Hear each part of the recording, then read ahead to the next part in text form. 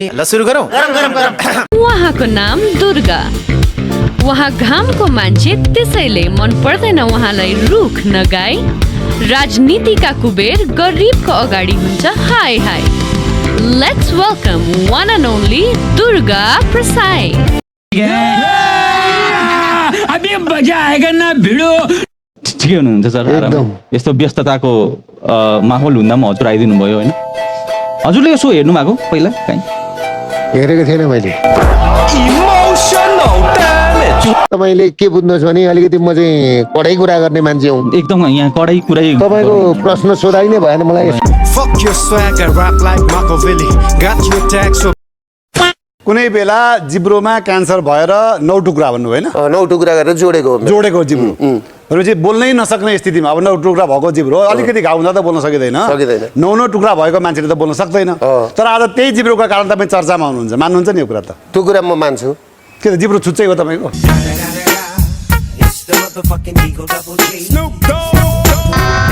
गजब बेइज्जती है। तेरा तो गेम बजाना पड़ेगा। एक प्रकारको कुरा काट्नेले चाहिँ तपाईँले के भन्छन् भने मेडिकलका माफिया, मेडिकलका डन भन्छन्। अब के गर्ने, मैले यो समाज फेर्न सक्दिनँ। माफिया भनेको छ, डन भन्छन्। हो, मेडिकल सेक्टरमा दुर्गा प्रसाई डन हो। डनै हो। डन हो तपाईँ? डनै हो।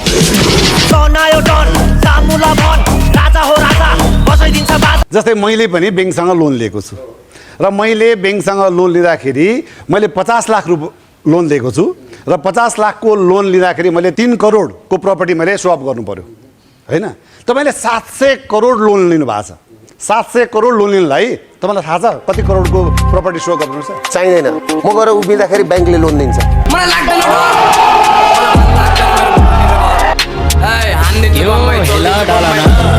त्यही त, यो अनुहारलाई 700 करोड त्यतिकै पत्याउँछ।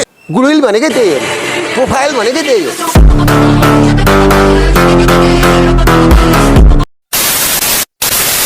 हजुरको चाहिँ लभ लाइफ चाहिँ कस्तो थियो सर अहिलेसम्म चाहिँ? हजुरको विवाहभन्दा अगाडिको लभ लाइफ कस्तो थियो? हजुर प्लेयर हुनुहुन्थ्यो कि सोझो क्याटेगोरीमा पर्नुहुन्थ्यो कि एभरेज हुनुहुन्थ्यो कि कस्तो चाहिँ हुनुहुन्थ्यो? मलाई केटीहरूले लभ गरेको थिएँ, मैले लभ गरेको थिएँ।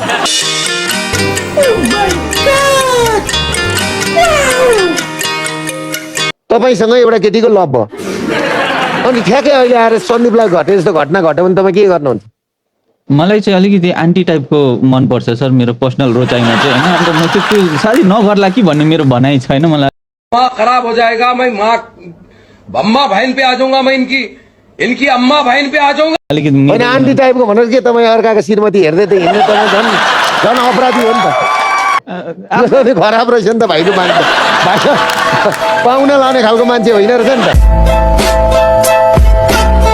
यहाँ सुन्नुहोस् न, एउटाले बलात्कार गर्यो भने त एकजना मात्रै बलात्कारको शिकार बन्छ, तर एउटाले भ्रष्टाचार गर्यो भने नि सारा देश दुष्चक्रमा पर्छ। आज हाम्रा नेपाली चेलीहरूले विदेशका खाडी मुलुक गएर नारकीय जीवन बिताउनु परेको छ। हाम्रा दाजुभाइहरूले यो कुरा बुझ्नु भएको छ तपाईँले? यो कसको कारणले? यिनीहरूको कारणले होइन। अनि यस्तो गर्दै मान्छेहरूलाई मृत्युदण्ड हुनुपर्छ भ्रष्टाचार गर्नलाई। विश्वविद्यालयको डिग्री लिन सकेको भए, कुनै ठाउँमा गएर विद्यावारी लिन पाएको भए म अझ ओजिलो हुन्थेँ, मेरा कुरा झन् सजिलैसँग बुझाउन सक्थेँ जस्तो ग्लानी हुन्छ कि हुँदैन? हुँदैन। किन? हो, मैले पढिनँ, तर आज पनि म तपाईँसँग पढ्दैछु। किताबै पढेर नि कसैले पनि केही गरेको छैन। रत्नाकर भन्ने मान्छे नि बाटोमा बसेर लुट्थे क्या, के लेखे भनेर नि रामायण लेखेर वाल्मिकी भने। हामीलाई पनि थाहा छ। म 1 रुपियाँको डलरबाट यो इम्पायर खडा गर्ने मान्छे हो।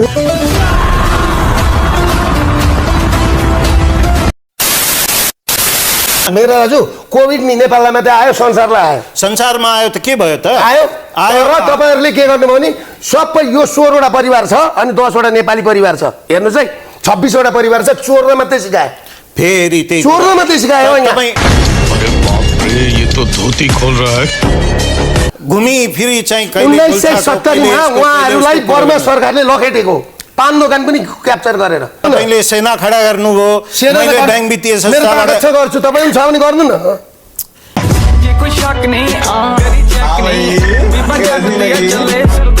तपाईँ ब्याङ्कको लोन नतिर्ने, कालो मुसो दल्ने भनेर सेना खडा गर्नुभयो। त्यसको अगेन्स्टमा मैले बोले, तपाईँ ममाथि खनिनु भयो। दसैँ पछाडिदेखि त कालो मुसो होइन कि यो 16 वटा परिवारलाई त नेपालबाट लखेट्ने नै हो। ब्रिटिसहरू नि धेरै देखिया छ ब्रिटिस तपाईँ तपाईँ के तपाईँले भन्न सक्नुहुन्छ यस्तो व्यापार गर्नलाई देश पैसा दिने निकाला दिने भनेर तपाईँ को देश निकाला दिने देशमा कानुन छैन यस्तो मान्छेसँग के कुरा गर्ने मैले तपाईँ राम्रो मान्छे तपाईँलाई होइन तपाईँ एकदम डाइरेक्ट मानमर्दन गर्दै हुनुहुन्छ योभन्दा बढी के गर्नुहुन्छ मैले अब जदौ गर्नुपर्ने हो त मारवाडीलाई दुध बेच्छु मारवाडीको यो यस्तो भन्न मिल्दैन नि यो भन्न मिल्दैन मारवाडीले के गरेको छ भन्ने कुरा हेर्नु पर्यो नि मारवाडीले त गरेको छ त बाल मन्दिर खाएको छ पशुपतिको त्यो खाएको रहेछ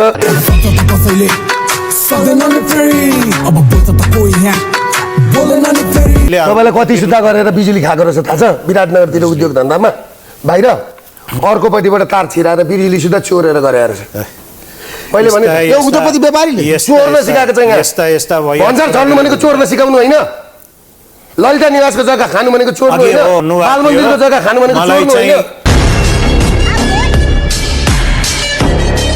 म तपाईँले भन्दैन केही पनि भन्दिनँ तपाईँ राम्रो मान्छे हो बिजुलीको पैसा तिर्नुहोस् न पहिला तपाईँलाई म भन्नु अब उहाँहरूलाई यसरी छाडा छोडिदियो भने नि नेपालीहरूको हातमा लोटा हुन्छ उहाँहरू आउँदा लोटा लिएर आउनुहुन्थ्यो त्यही लोटाले पानी खानुहुन्थ्यो त्यही लोटाले धुनुहुन्थ्यो यो कुरो लेखेर राख्नुहोस् नि ब्याङ्कको म्यानेजरले नि रिनीको बुढीलाई फोन गर्यो अस्ति बिर्तामुडमा अनि मैले पनि के भन्दै भने उसको पनि बुढीलाई फोन गर्दै भाइ अब गर्ने के मर्दा क्या नै गर्दा तपाईँले भनेको शब्द फिर्ता लिनुहोस् तपाईँले जुन चोर भन्नुभयो कुन चोर हो भन्नुभयो नि त अघि भन्नुभएको छ रेकर्डेड छ त्यो तपाईँलाई अहिले पनि भन्छु बिजुलीको पैसा छ भने तिर्नुहोस्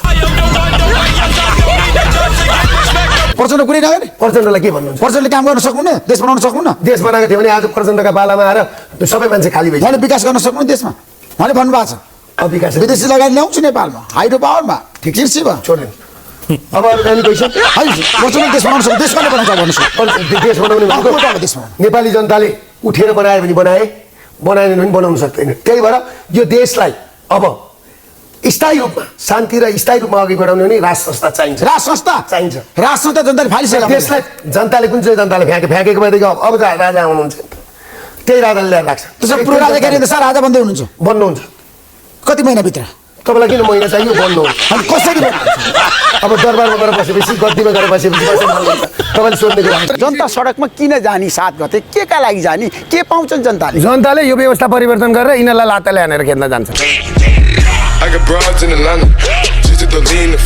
तपाईँलाई म एउटा कुरा भन्छु अब तपाईँको दम मैले देखेको छु एउटै परिवारको मान्छे हो कि एकछिन यी नेतै होइन नि दलाल हुन् यी भ्रष्ट हुन् यी तस्कर हुन् केपी ओलीको अगाडि भन्छु पछाडि भन्ने होइन केपी ओली भनेको 2028 सालमा मेरो हजुरबुवा धर्मप्रसाद ढकाललाई 128 टुक्रा बनाएको यिनीहरूले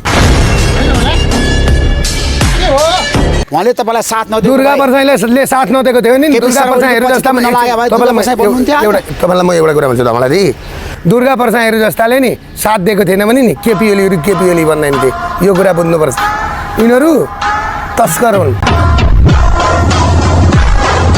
केपी ओलीले मलाई कुन सहयोग गरे आजसम्म के सहयोग तपाईँलाई एमालेको केन्द्रीय सदस्य बनाइदिनु केन्द्रीय सदस्य त्यो मलाई सकिलो कुरा हो खाना नपाउनेलाई केन्द्रीय सदस्य ठिक हो मलाई के को केन्द्रीय सदस्य महेश बस्नेतलाई अहिले पनि चाह्यो भने नि महेश बस्नेतको इन्टायर सम्पत्ति एउटा चेकमा किनिदिन सक्ने हैसियत भएको मान्छे हो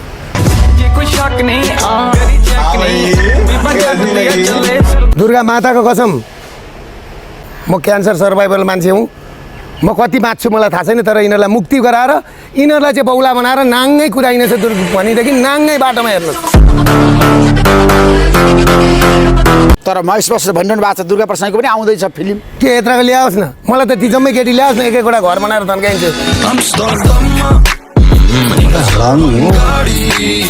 तपाईँले 40 करोड रुपियाँ म खर्च गर्छु भन्नुभएको छ नि त्यो पैसा तपाईँले आन्दोलनमा होइन काठमाडौँमा कुन लिएर जानु होइन खर्च गरेर मेरो सम्पत्ति खर्च गर्छु कसैलाई टाउको दुखाइ छ 34 वर्ष जुन जनता यसरी मर्दाखेरि कसका भेडा चढाउन गएको थियो महेश बस्नेत, कसको भेडा चढाउन गएको थियो केपी ओली?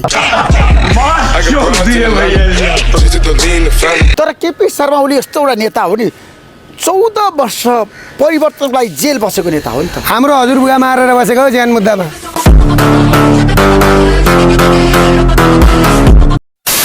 सर हजुरले केपी ओली र प्रचण्डसँग डिनर पनि गर्नुभयो अरे होइन? डिनर गरेको हो मैले। मेरो पाहुनालाई मिठो मसिनो जस्तो दुःख सुख जे खुवाउनु थियो मैले खुवाएँ। तर त्यसलाई पछाडि गएर मिडियामा ठुलो बनाइयो। रवि लामी छानेले त के भन्नुभयो नि, ओ दुर्गाजी चरेसको थालमा मार्सीको भात खुवाउने भन्नुभयो। मैले त्यतिखेर भने के तपाईँ घरमा चाहिँ केराका पातमा खुवाउँछन् भात भनेको थिएँ।